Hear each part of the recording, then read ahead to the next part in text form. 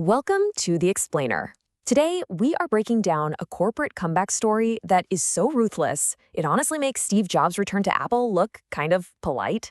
This is a total masterclass in strategy, revenge, and the fine art of the reverse takeover.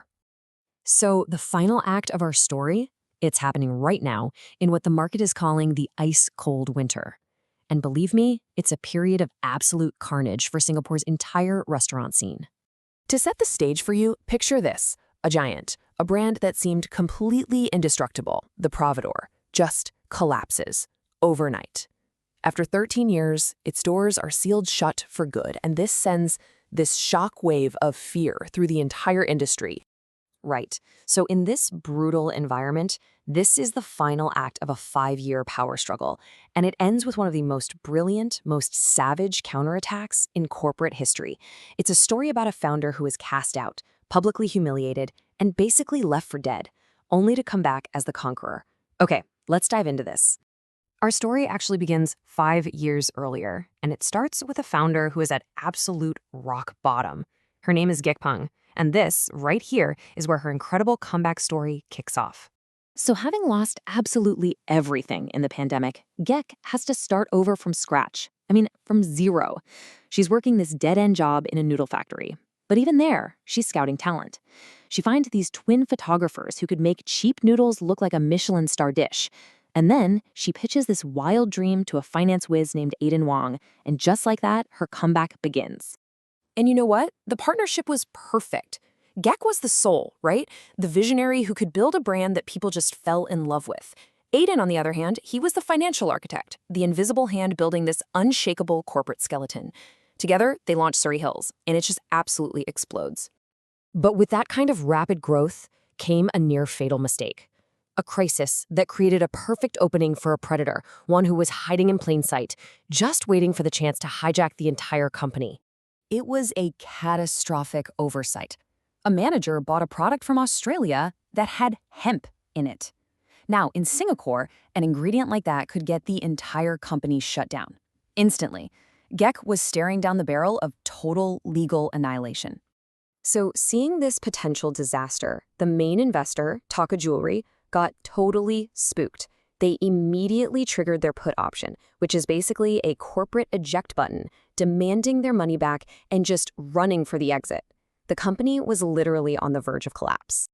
Just as Gek faced total ruin, this minor shareholder named Madam Ko steps in. She uses her immense influence, makes all the legal problems just disappear, and then buys out the panicked investors' shares. On the surface, it looked like she saved the day. But here's the thing. This wasn't a rescue. It was a calculated, 4-step corporate coup, a complete Trojan horse. See, she seized control, installed her own family into key positions, one to control the money, the other to spy on Gierk's every move, and then slowly turned the founder into a powerless puppet. The financial architect Aiden, he saw exactly what was happening, and he got out. With Geek completely isolated and Aiden gone, Madame Coup and her new regime got ready to deliver the final blow. And the execution? Well, it wasn't going to be done with a weapon. It was going to be done with a spreadsheet. So under the guise of preparing for an IPO, they launched this major audit. And their weapon of choice was an accusation of phantom assets, which is a super technical term for early-stage setup costs that if you wanted to, you could twist to make it look like financial fraud. The findings, presented by Madame Ko's daughter-in-law, the new CFO, were positioned as this huge bombshell. But listen, these were legitimate, everyday startup costs, things like renovations and equipment, all approved by Gek. But now, they were being framed as criminal mismanagement. There was no discussion, no chance to explain anything. She was fired on the spot, stripped of all her duties, and escorted out of the building by security. And then they leaked the story to the media, just destroying her reputation in this brutal social execution. In the eyes of the industry, she was completely finished. But Madame Ko made one critical error, a huge one. She didn't just fire a founder. She created a new, dangerously motivated rival. Geok was down, for sure, but she was not out. At her absolute lowest point, Genk forms a new alliance with another founder who'd also been betrayed, and her original core team, remember the twin photographers from the noodle factory?